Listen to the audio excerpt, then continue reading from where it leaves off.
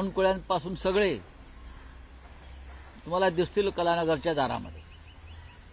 ही सत्तेची मस्ती आम्हाला दाखवू नका. सत्ता आम्ही सुद्धा भोगलेली आहे. आम्ही सुद्धा सत्तेवर होतो, पण इतक्या विकृत पद्धतीनं सूडबुद्धीनं आम्ही कधी सत्ता राबवली नाही.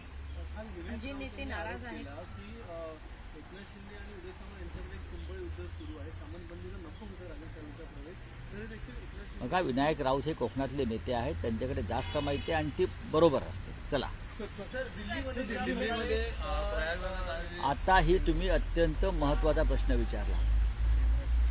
दिल्लीला प्लॅटफॉर्म क्रमांक 14वर जी अव्यवस्था कुंभच्या निमित्तानं सरकारनं दाखवलेली आहे, त्याचे बळी आज दिल्लीच्या रेल्वे स्टेशनवर झाले. सरकारी आकडा 30 आहे. माझी माहिती आहे किमान 120 ते 150 लोक तिथे चेंगरीमध्ये तुडवून मरण पावलेली आहेत. हा माझा आकडा आहे. सरकार आकडा लपवत आहे.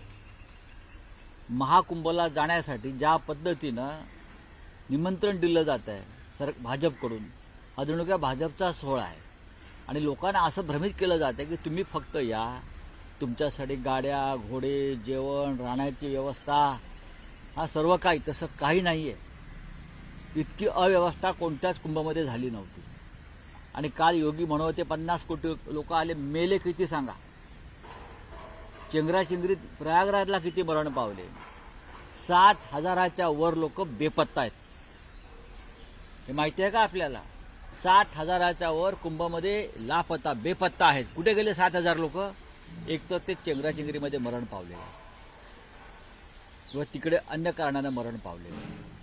आज दिल्लीला चेंगराचेंगरी झाली. 100च्या वर लोक मरण पावल्याची माझी माहिती आहे. सरकार हा आकडा पहिल्या क्षणापासून दाबत होते. रेल्वे मंत्री हा आकडा सांगायला तयार नव्हते. पण दिल्लीतल्याच रेल्वेतल्या प्रशासनातल्या अधिकाऱ्यांनी अचानक आकडा त्यांच्या तोंडून बाहेर पडला आणि आकडा समोर आला. तुम्ही महाकुंभचं जे काय राजकीय व्यापार चालवलेला आहे, मार्केटिंग चालवलेलं आहे आणि लोकांच्या जीवाशी खेळताय तुम्ही. तुम्हाला थोडी माणुसकी नाही. दिल्लीच्या प्लॅटफॉर्मवरती प्रचंड गर्दी उसळली आहे. हे 4 दिवसापासून आपण पाहत आहोत. मध्य प्रदेशमधून किंवा उत्तर प्रदेशमधून प्रचंड प्रमाणात लोंढे निघालेले आहेत आणि तुमचं त्यांच्यावर नियंत्रण नाही.